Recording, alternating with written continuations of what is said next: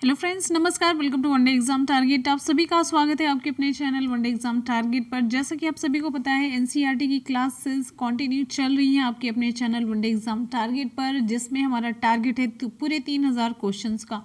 और ये 3000 क्वेश्चन 6 से लेकर के 8 तक की बुक से हम कवर कर रहे हैं। और आज की क्वेश्चन की जो श्रृंखला है वो सभी आपकी बायोलॉजी से रिलेटेड है, जीव विज्ञान से रिलेटेड है। और बहुत ही इंपॉर्टेंट क्वेश्चन का कलेक्शन आपको इस पूरे वीडियो में देखने को मिलेगा, तो शुरू से लास्ट तक वीडियो के साथ बने रहिएगा। तो चलिए स्टार्ट करते हैं बिना किसी देरी के आज के अपने इंपॉर्टेंट क्वेश्चंस।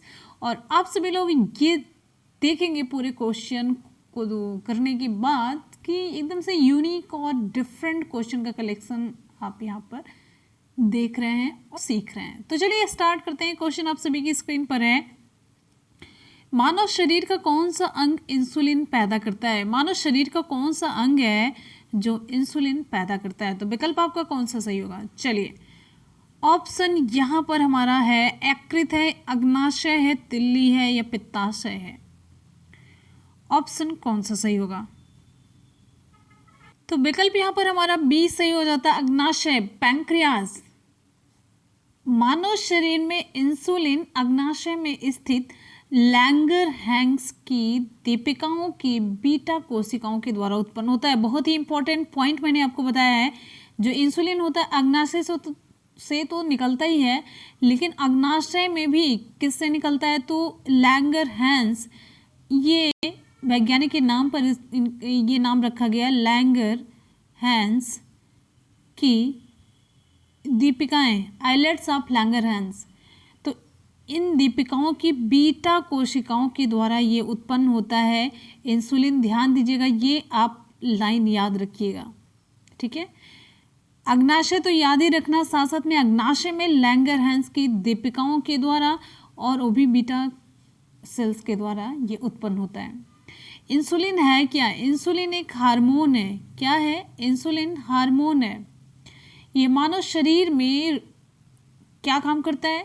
तो ये मानव शरीर के रुधिर में शर्करा को नियंत्रित करता है, ग्लूकोज को ये नियंत्रित करता है। अच्छा, इसकी कमी से कौन सा रोग होता है? इसकी कमी से रोग होता है मधुमेह, डायबिटीज, ठीक है। और एक क्वेश्चन पूछा जाता है, ये जो अग्नाशय है ये कैसी ग्रंथि है? तो आपका उत्तर होगा ये मिश्रित ग्रंथि है, ठीक है। मिश्रित क्यों कही जाती है? अंतःस्रावी और बाह्यस्रावी दोनों है।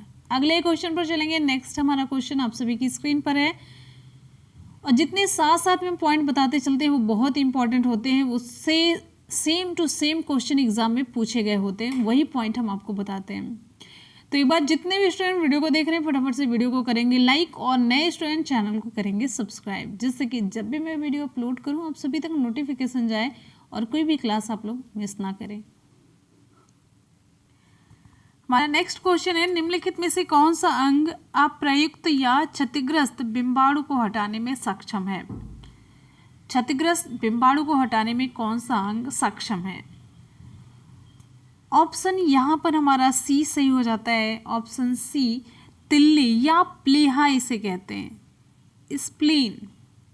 ये मानव उदर में स्थित एक अंग है जो रक्त का संचित भंडार रखने के साथ साथ, ये रक्त का भंडार रखता है, इसके साथ साथ जो क्षतिग्रस्त लाल रक्त कोशिकाएं हैं उसको नष्ट करने या हटाने का कार्य करता है। इसीलिए इसे आरबीसी की कब्रगाह, रेड ब्लड कार्पसल्स की कब्रगाह कहा जाता है। ये क्वेश्चन खूब पूछा गया है। आरबीसी का कब्रगाह किसे कहते हैं? तो आपका उत्तर होगा तिल्ली, प्लीहा, ठीक। क्यों कब्रगाह कहा जाता है? ये लाल रक्त कोशिकाओं को हटाने का या नष्ट करने का कार्य करता है, ठीक है। जाकर के चैनल को जरूर देख लीजिएगा, बहुत ही अच्छा लगेगा आपको। तो आज के क्वेश्चन, 1857 की क्रांति के बिहार के नेता कौन थे? आपको बताना है कमेंट सेक्शन में, 1857 की क्रांति के बिहार के नेता कौन थे? मौलवी अहमदुल्ला, तात्या टोपे नाना साहब या कुंवर सिंह? ऑप्शन आपका डी सही हो जाता है, कुंवर सिंह। आपको मैंने पिछली क्लास में डिटेल में कुंवर सिंह के बारे में बताया था। कुंवर सिंह बिहार के आरा जिले में जगदीशपुर के एक प्रमुख जमींदार थे और 1857 ईस्वी के विद्रोह के एक प्रमुख नायक थे। ये 80 वर्ष के वयोवृद्ध थे। इनमें बहुत ही ज़्यादा वीरता, अदम्य साहस, सेना नायक का गुण, ये सभी इनके अंदर था। इसी कारण से इन्हें सही रूप में विद्रोह के दौरान बिहार का सिंह माना जाता था। बिहार का सिंह किसे माना जाता था? कुंवर सिंह को। और क्वेश्चन पूछा गया, जैसे ये पूछा गया था जगदीशपुर के किस व्यक्ति ने 1857 ईस्वी के विप्लव में क्रांतिकारियों का नेतृत्व किया था? तभी आपका उत्तर डी सही होगा, कुंवर सिंह। अगले क्वेश्चन पर आएंगे। अगला क्वेश्चन है, कुंवर सिंह ने 1857 के विद्रोह का नेतृत्व किस प्रांत से किया? ये क्वेश्चन भी इनसे रिलेटेड पूछा गया, तो विकल्प आपका यहाँ पर सी सही हो जाता है, बिहार से। अगले क्वेश्चन पर आएंगे। नेक्स्ट हमारा क्वेश्चन है, जगदीशपुर के राजा कौन थे? जगदीशपुर के राजा नाना साहब, तात्या टोपे, लक्ष्मीबाई या कुंवर सिंह? वेरी गुड, विकल्प आपका डी सही होगा, कुंवर सिंह। चलेंगे अगले क्वेश्चन पर। हमारा अगला क्वेश्चन है, 1857 के विद्रोह का बिहार में 15 जुलाई 1857 से 20 जनवरी 1858 का केंद्र था। रामपुर, हमीरपुर, धीरपुर या जगदीशपुर? तो विकल्प कौन सा सही होगा? विकल्प डी सही होगा। जब तक आप लोग डिटेल नहीं देखे रहेंगे, डिफरेंट टाइप के जो क्वेश्चन पूछे जाते हैं वो आप कैच नहीं कर पाएंगे। हमने आपको डिटेल में बता दिया तो आप लोग तुरंत फटाक से जगदीशपुर पर टिक करेंगे। क्लियर? बहुत बढ़िया। अगले क्वेश्चन पर चलेंगे। नेक्स्ट हमारा क्वेश्चन भी इसी से रिलेटेड है। 1857 के विद्रोह का नेतृत्व बिहार में किसने किया? Option B, Kunwar Singh. कुंवर सिंह से रिलेटेड सारे क्वेश्चन यहाँ पर हो जाते कंप्लीट। कुंवर सिंह रिलेट करते हैं बिहार से, बिहार में भी जगदीशपुर, और अगर आप जिले की बात करते हैं तो बिहार का आरा जिला है। क्लियर हो गया? इससे अलग इनसे रिलेटेड क्वेश्चन नहीं पूछा जाता। आएंगे हम अगले क्वेश्चन पर। अगला क्वेश्चन है, 1857 में बरेली के सैनिकों के विद्रोह का नेतृत्व किसने किया? बरेली के सैनिकों का विकल्प में आपके हैं कुंवर सिंह है, वक्त खान है, अजीमुल्ला है, मौलवी अहमदुल्ला है। तो ऑप्शन यहाँ पर आपका डी सही हो जाता है, मौलवी अहमदुल्ला। ये बरेली के सैनिकों के विद्रोह का नेतृत्व किए थे। और अगर आपसे क्वेश्चन पूछा जाए तो मौलवी अहमदुल्ला कहाँ के रहने वाले थे, मतलब मूलतः ये कहाँ के निवासी थे? तो आपका उत्तर होगा तमिलनाडु। तमिलनाडु के अरकाट के रहने वाले थे। कहाँ के? अरकाट। तमिलनाडु के अरकाट के रहने वाले थे, किंतु वे फैजाबाद में आकर के बस गए थे। उन्होंने अंग्रेजों के विरुद्ध जिहाद का नारा दिया।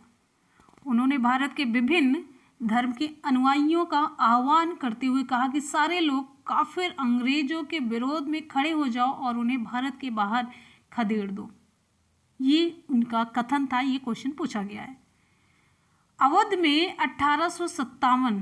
1857 ईस्वी के विद्रोह के इस प्रमुख व्यक्तित्व को अंग्रेज शत्रुओं तक ने अदम्य साहस के गुणों से परिपूर्ण और दृढ़ संकल्प वाले व्यक्ति और विद्रोहियों में सर्वोत्तम सैनिक के रूप में स्वीकार किया। यानी कि इनके बारे में आपको मैंने विशेषता बताई।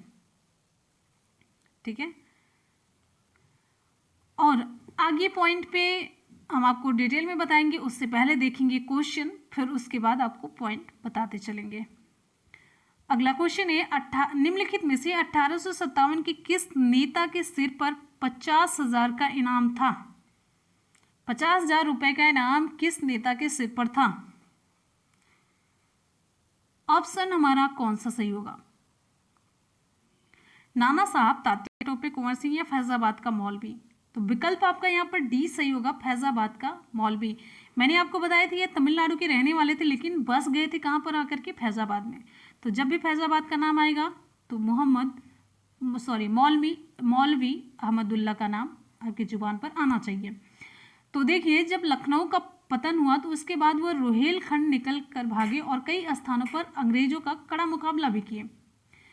गवर्नर जनरल ने इनकी गतिविधियों से भयभीत होकर इन्हें पकड़ने वाले व्यक्ति को 50,000 रुपये का पुरस्कार देने की घोषणा कर दी। ठीक है।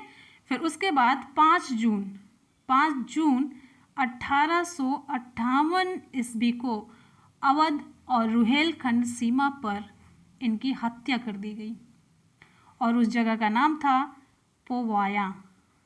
ठीक है, जहाँ पर इनकी हत्या की गई। इतने पॉइंट फिर से आपको एक्स्ट्रा मिल गए। अब आगे की क्वेश्चन अटेम्प्ट करिए। अगला क्वेश्चन है, अहमद उल्लाह फैजाबादी द्वारा 1857 के विद्रोह के समय किस स्थान पर समानांतर सरकार स्थापित की गई? बहुत इंपॉर्टेंट क्वेश्चन, मोस्ट इंपॉर्टेंट है। फैजाबाद, लखनऊ या मोहम्मदी या इलाहाबाद? ऑप्शन हमारा ए सही हो जाता है, फैजाबाद। ठीक, चलिए अगले क्वेश्चन पर चलेंगे। नेक्स्ट है, निम्नलिखित में से कौन 1857 के विद्रोह में अंग्रेजों का सबसे कट्टर दुश्मन था? नीचे दिए गए विकल्प में से आपको चुनना है। अंग्रेजों का सबसे कट्टर दुश्मन जिसके लिए इनाम तक भी रख दिया गया, तो आपका ऑप्शन सही होगा। वेरी गुड, ऑप्शन ए मौलवी अहमदुल्ला शाह। एक बार जितने भी स्टूडेंट वीडियो को देख रहे हैं फटाफट से वीडियो को लाइक करेंगे, अपने दोस्तों में शेयर करना बिल्कुल भी ना भूलेंगे। बहुत ही स्टैंडर्ड और बहुत ही यूनिक क्वेश्चन का कलेक्शन आपके सामने मिल रहा है। बिल्कुल भी जल्दबाजी में नहीं, ऐसा नहीं कि ठीक है क्वेश्चन करवा दिया जाए निकल लिया जाए, ऐसा नहीं है। पूरा एक भी क्वेश्चन नहीं छूट रहा है, एक भी पॉइंट नहीं छूटेगा। अगर मैंने 1857 के स्वतंत्रता संग्राम को स्टार्ट किया है तो वहाँ से एक भी क्वेश्चन आपका मिस नहीं होने पाएगा। ठीक है, ये मेरी गारंटी है। और सबसे इंपॉर्टेंट चीज़, ये पूरे क्वेश्चन आपके एनसीईआरटी और एससीईआरटी को मिक्स करके मैंने लिए हैं। तो चलिए अगले क्वेश्चन पर आ जाते हैं। नेक्स्ट हमारा क्वेश्चन है, 1857 के विद्रोह के दौरान अंग्रेजों के विरुद्ध जिहाद का प्रचार किसने किया? जैसे मैंने कुछ इंपॉर्टेंट पॉइंट बता दिए, तो आपको लगता है कि ये जो पॉइंट बताया जाता है ऐसे ही बता दिया जाता है। तो जब भी बताते हैं तो उसके पीछे ये रीज़न होता है कि इससे रिलेटेड क्वेश्चन पूछे गए होते हैं। तो मैंने पॉइंट बताया, फिर आप लोगों को आंसर करना है। तो आंसर में आपके सामने है, तो आप लोग करिए। ऑप्शन यहाँ पर हमारा इसमें भी सही हो जाता है, ऑप्शन ए मौलवी अहमदुल्ला शाह। इन्होंने अंग्रेजों के विरुद्ध जिहाद का प्रचार किया। बहुत इंपॉर्टेंट क्वेश्चन है, जिहाद का प्रचार किसने किया था अंग्रेजों के विरुद्ध? तो ये थे मौलवी अहमदुल्ला शाह थे। नेक्स्ट हम क्वेश्चन पर आएंगे। हमारा अगला क्वेश्चन है, निम्नलिखित में से कौन सा वक्तव्य सही नहीं है? पूछा जा रहा है कि कौन सा सही नहीं है। अब यहां पर देखिए, नाना साहेब ने कानपुर में विद्रोह का नेतृत्व किया था, ये तो सही है। नाना साहब के सहयोगी तात्या टोपे थे, ये भी सही है। नाना साहेब को फांसी पर चढ़ाया गया, क्या ये सही है? चलिए फिर अगला है, नाना साहब पेशवा बाजीराव द्वितीय के दत्तक पुत्र थे, क्या ये सही है या गलत? तो ये भी सही है। गलत है ऑप्शन आपका सी, नाना साहेब को फांसी पर चढ़ाया गया। विकल्प आपका सी है जो कि सही नहीं है। तो यहाँ पर फैक्ट आप जानिए। चलिए डिटेल में आपको बताते हैं। नाना साहब 1857 ईस्वी में जो विद्रोह हुआ उसके एक प्रमुख नेता थे। इनका मूल नाम क्या था? इनका मूल नाम था धुंधु पंत था। ठीक है, ये पेशवा बाजीराव द्वितीय के दत्तक पुत्र थे। जब पेशवा बाजीराव द्वितीय की मृत्यु के बाद अंग्रेजों ने नाना साहब को पेंशन देने से इनकार कर दिया तो वह अंग्रेजों का विरोधी हो गया। फिर 1857 में उन्होंने कानपुर विठूर में विद्रोह कर दिया और स्वयं को पेशवा घोषित कर दिया। बाद में वो नेपाल भाग गए और वहीं पर इनकी मृत्यु हुई, तो इन्हें फांसी पर चढ़ाया गया। ये विकल्प आपका सही नहीं है और आपके क्वेश्चन के अकॉर्डिंग ऑप्शन आपका सी सही हो जाता है। ठीक है, चलते हैं अगले क्वेश्चन पर। नेक्स्ट हमारा क्वेश्चन पूछा जा रहा है, कानपुर में सेना का नेतृत्व किसने किया? कानपुर में सेना का नेतृत्व किसके द्वारा किया गया? बहुत बढ़िया, ऑप्शन यहाँ पर आपका बी सही हो जाता है, नाना साहब के द्वारा। नाना साहब के द्वारा कानपुर में सेना का नेतृत्व किया गया। चलते हैं अगले क्वेश्चन पर। बहुत ही बढ़िया और स्टैंडर्ड क्वेश्चन आप सभी की स्क्रीन पर। चलिए आप लोगों का टेस्ट है बहुत ही बढ़िया से क्वेश्चन के साथ। कौन सा जोड़ा सही नहीं है? पूछा जा रहा है कि कौन सा जोड़ा सही नहीं है। नाना साहब ने कहाँ पर नेतृत्व किया? कानपुर में। अभी आप लोगों ने देखा। तो चलिए हम क्यों थोड़ा भी हिंट क्यों दें, थोड़ा सा भी हिंट नहीं देंगे तो आप लोग जल्दी जल्दी से बताइए कौन सा ऑप्शन होगा सही। आपको टाइम देंगे 2 से 4 सेकंड का टाइम। बहुत बढ़िया, अब तक रिप्लाई आ जानी चाहिए। तो विकल्प यहाँ पर कौन सा सही होगा? चलिए एक एक करके देखेंगे। नाना साहब कानपुर में नेतृत्व किए, ये अभी आप लोगों ने जस्ट पहले क्वेश्चन देखा। रानी लक्ष्मीबाई झांसी में, सभी जान रहे हैं। तात्या टोपे मध्य भारत में। कुंवर सिंह उत्तर प्रदेश में। तो कुंवर सिंह उत्तर प्रदेश में नहीं थे, विकल्प आपका डी सही होगा। आप लोगों ने ये भी क्वेश्चन देखा। तो कुंवर सिंह थे बिहार में, जगदीशपुर से, वहां पर नेतृत्व किया। अगले क्वेश्चन पर चलेंगे। नेक्स्ट हमारा क्वेश्चन है 1857 ईस्वी के विद्रोह के निम्नलिखित स्वतंत्रता संग्राम सेनानियों में से किसे महक परी की पदवी दी गई? महक परी की पदवी किसे दी गई? जीनत महल, हजरत महल, लक्ष्मीबाई या उपरोक्त में से कोई भी नहीं।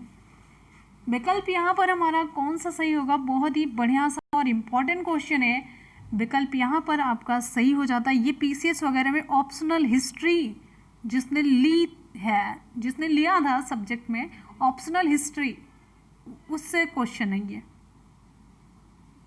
ऑप्शन यहाँ पर हमारा सही हो जाता है B, Hazrat Mahal. Option B सही होता है, हजरत महल। तो चलिए फैक्ट भी शुरू कर देते हैं आपको बताना। 1857 ईस्वी के विद्रोह में लखनऊ में लगभग 4 जून 1857 का समय था, जिसमें बेगम हजरत महल ने नेतृत्व संभाला था। तो 1857 ईस्वी के विद्रोह में लखनऊ में बेगम हजरत महल ने नेतृत्व संभाला था। डेट मैंने बताई, ठीक है। जहां पर अपदस्थ नवाब के प्रति लोगों में गहरी सहानुभूति थी। तो हजरत महल ने अपने बेटे, इनका बेटा कौन था? इनके बेटे का नाम था विरजिस कादिर।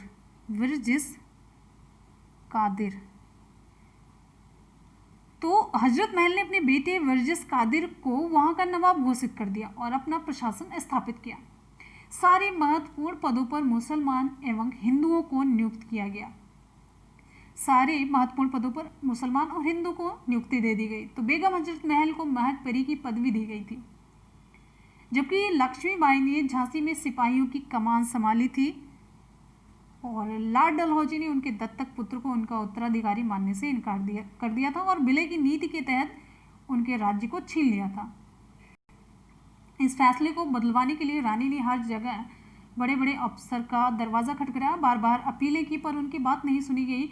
तो मार्च 1858 में उनके मैदान संभालने के बाद झांसी ने अंग्रेजों को बहुत बड़ी टक्कर दी और उस पर काबू पाना अंग्रेजों के लिए सच में वाकई बहुत ही दुरूह साबित हुआ। और झांसी की रानी की कितनी वीरता बताई जाए बहुत ही कम है। तो कुछ ऐसी वीरांगनाएं हैं जिनका नाम लेने के बाद एक एनर्जी सी आती है और सोचते हैं कि कितनी बड़ी बड़ी वीरांगनाएं थी जो मैदान में लड़ने के लिए तैयार थी। एक हम लोग एक छोटे से एग्जाम को नहीं क्वालिफाई कर सकते, एक छोटी सी बात से इतना परेशान हो जाते हैं कि मतलब अब तो है, अब कुछ नहीं बचा है, कुछ नहीं है, ऐसा है वैसा है, मार एकदम दिमाग में चलता ही रहता है। निगेटिविटी से हम लोग भर चुके हैं। जबकि ऐसी ऐसी वीरांगनाएं अपने पति को खोने के बाद भी उनके हाथ से शासन जा रहा होता है, शासन क्या पूरी स्थिति डवाडोल हो चुकी होती, लेकिन फिर भी वो मैदान में कूदती हैं, लड़ती हैं, वीरगति को प्राप्त करती हैं एक शान से। हम लोग एक छोटे से एग्जाम से डर जाते हैं, डेली रूटीन से घबरा जाते हैं कि आज तो ये नहीं कर पाए, वो नहीं, हम नहीं एग्जाम निकाल सकते हैं, सब कर सकते हैं, सब कुछ पॉसिबल है। तो अगर कभी भी हिम्मत हारिए तो इन वीरांगनाओं को देखिए, इनकी मतलब इनको आइडियल मानिए और फिर आगे बढ़ते रहिए। रुकना कभी नहीं है, जो भी स्थिति परिस्थिति है उसे झेलते हुए हमें आगे बढ़ना है, ठीक है। तो चलिए अगले क्वेश्चन पर आ जाते हैं। अगला क्वेश्चन आप सभी के लिए क्वेश्चन है, लखनऊ में 1857 के स्वतंत्रता संग्राम का नेतृत्व किसने किया? आपको मैंने बताया, देखिए ये बहुत इंपॉर्टेंट क्वेश्चन है, मोस्ट इंपॉर्टेंट है, खूब पूछा जाता है ये, चाहे MPPSC हो, UPPCS हो, ठीक है, BPSC हो, पीसीएस प्री है, मेंस है, सब में ये क्वेश्चन खूब पूछा गया। 1857 ईस्वी के स्वतंत्रता संग्राम का नेतृत्व लखनऊ में किसने किया था? तो विकल्प यहाँ पर आपका सी सही हो जाता है, हजरत महल ने किया था।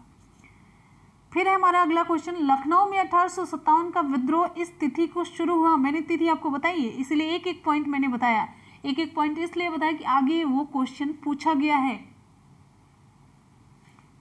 चलिए ये आपको बता देते हैं, एमपीपीएससी में पूछा गया, ऑप्शनल हिस्ट्री में ये क्वेश्चन पूछा गया है। ऑप्शन यहाँ पर आपका बी सही हो जाता है, 4 जून 1857 को, मैंने बताया 4 जून। नेक्स्ट क्वेश्चन पर आएंगे हमारा आगे।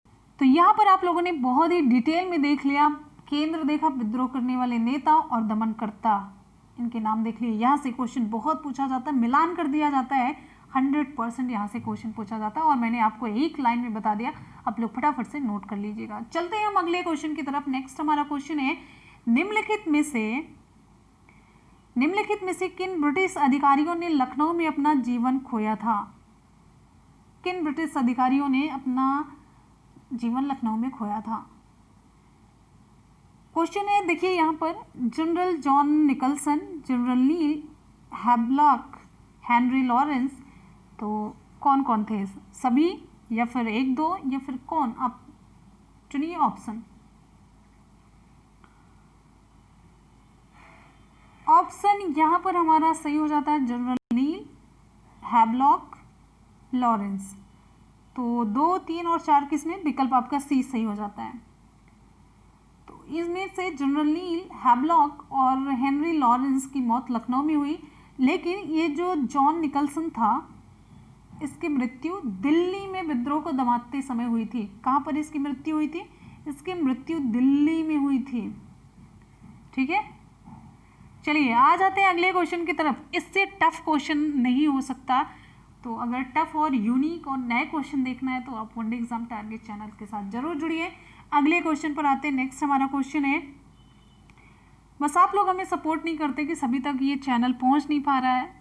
अगला क्वेश्चन है, सूची 1 को सूची 2 से सुमेलित करना है और सूचियों के नीचे दिए गए कूट का उपयोग करते हुए सही उत्तर चुनना है। जैसे यहाँ पर देखिए, झांसी में, बात समझ में आ रही है, कहाँ पर किसने नेतृत्व किया, आपको मिलान करना है। ठीक है, तो यहाँ पर एक चीज़ और लिखना चाहिए था आपको, हम बताते हैं। जैसे देखिए यहाँ पर A, B, C और D, चलिए टाइप नहीं हो पाया तो यहाँ पर ये देखिए, जैसे अगर A में 4 है तो ये समझिए A का 4 से ये मिलाया गया। ठीक है, B में 3 है, ये B में 3 है तो लखनऊ, ये बेगम हजरत महल। C में 2 है, कानपुर का यहाँ पर है अजीमुल्ला खां है। ठीक, C का 2, D का 1 फैजाबाद मौलवी अहमद शाह। ये ऑप्शन आपका सही हो जाता है, तो A वाला ही ऑप्शन सही हुआ। ठीक है, ऑप्शन A सही हो जाता है। फिल इन द ब्लैंक है। फिर क्वेश्चन है, ने अधिग्रहित चरित्र की विरासत के सिद्धांत को प्रतिपादित किया? Jean Baptiste Lamarck, August Weissman, Gregor John Mendel या चार्ल्स डार्विन? ऑप्शन यहाँ पर हमारा ए सही होता है, जीन बैप्टिस्ट लैमार्क। तो जीन बैप्टिस्ट डी लैमार्क ने 1809 में अधिग्रहित चरित्र की विरासत यानी कि उपार्जित लक्षणों की वंशागति, यानी कि जो लक्षण हमें मिलते हैं उसकी आगे वंशागति, मतलब यानी कि अगली पीढ़ी में भी वो लक्षण हमें दर पीढ़ी मिलते जाते हैं। तो इस सिद्धांत का प्रतिपादन किया है लैमार्क ने, और ग्रेगर जॉन मेंडल ने आनुवंशिकी का सिद्धांत प्रस्तुत किया, और चार्ल्स डार्विन को जैविक विकास के सिद्धांत का प्रतिपादक माना जाता है। ठीक है, डार्विन को जैव विकास के सिद्धांत का प्रतिपादन करने के लिए इन्हें जाना जाता है, ये भी जानते रहिए। योग्यतम की उत्तरजीविता ये किसने दिया? चार्ल्स डार्विन ने ही दिया है। अगले क्वेश्चन पर हम चलते हैं। नेक्स्ट हमारा क्वेश्चन आप सभी की स्क्रीन पर है। क्वेश्चन है, पेड़ पौधों में निषेचन के बाद अंडाशय फिल इन द ब्लैंक में परिवर्तित होता है। अंडाशय किस में परिवर्तित होता है? बीज में, पुष्प, केसर में, जायांग में या फल में? ऑप्शन कौन सा सही होगा? बहुत ही इंपॉर्टेंट क्वेश्चन है। विकल्प आपका डी सही हो जाता है, फल में ये परिवर्तित हो जाता है। पेड़ पौधों में निषेचन के बाद जो अंडाशय होता है यहाँ पर, ये फल में परिवर्तित हो जाता है, फल में परिवर्तित हो जाता है। और जो बीजांड होता है, अंदर का जो बीजांड होता है, वो उसमें बीजों का निर्माण होता है। ठीक है, चलिए अगले क्वेश्चन पर चलेंगे। नेक्स्ट हमारा क्वेश्चन है, पौधों में पानी और पोषक तत्वों के परिवहन के लिए संवहनी ऊतक को क्या कहा जाता है? फ्लोएम या कोलेनकाइमा, जाइलम या स्क्लेरेनकाइमा कहते हैं। ऑप्शन यहाँ पर हमारा सी सही हो जाता है, जाइलम। पौधों में पानी और पोषक तत्वों के परिवहन के लिए जाइलम, और भोजन के परिवहन के लिए कौन सी संवहनी ऊतक होते हैं? तो भोजन के लिए फ्लोएम होता है, और जल खनिज लवण के लिए क्या होता है? जाइलम होता है। तो विकल्प यहाँ पर आपका सी सही हो जाता है। और जाइलम एक जटिल स्थायी ऊतक है, ये जानते रहिए, जो संवहन बंडल के अंदर पाया जाता है। जाइलम जल के संवहन में मुख्य भूमिका निभाता है, और पौधों में पोषक तत्वों का परिवहन जो होता है, पोषक तत्वों या खनिज लवण का जो परिवहन होता है, यानी कि जो भी द्रव वाली चीज़ें, जैसे पेड़ पौधे, यहाँ पर देखिए जाइलम के द्वारा जल अवशोषित किया जाता है, खनिज लवण अवशोषित करके ये पौधों के विभिन्न भागों में पहुंचाया जाता है। लेकिन जो पत्तियां भोजन बनाती हैं, उस भोजन को फ्लोएम नलिकाओं के द्वारा विभिन्न भागों में पहुंचाया जाता है। उम्मीद है कि आपको बहुत ही अच्छे तरीके से क्लियर हो चुका होगा। ठीक है, तो चलते हैं अगले क्वेश्चन पर। नेक्स्ट हमारा क्वेश्चन है, निम्नलिखित विकल्पों में से पुनरुत्पादक बीज उत्पादक पौधे का नाम आपको बताना है। पुनरुत्पादक बीज यानी कि उसी से आप, उस पौधे से आप बीज भी उत्पन्न कर सकते हैं। गेंदा है, गेंदे में क्या लगाया जाता है? बीज लगता है। ब्रेड मोल्ड, अदरक, लेकिन ऑप्शन यहाँ पर आपका सी सही हो जाता है, आलू। केवल आलू है जो पुनरुत्पादक बीज पौधा है। पुनरुत्पादक बीज ये पौधा है ये। ठीक है, आलू को काट करके ही जमीन में लगा दिया जाता है, तो फिर उससे एक नया पौधा उत्पन्न होता है। हमारा अगला क्वेश्चन आप सभी के लिए है, खून में कुछ कोशिकाओं की उपस्थिति के कारण रक्त के थक्के का गठन होता है। इन कोशिकाओं को क्या कहा जाता है?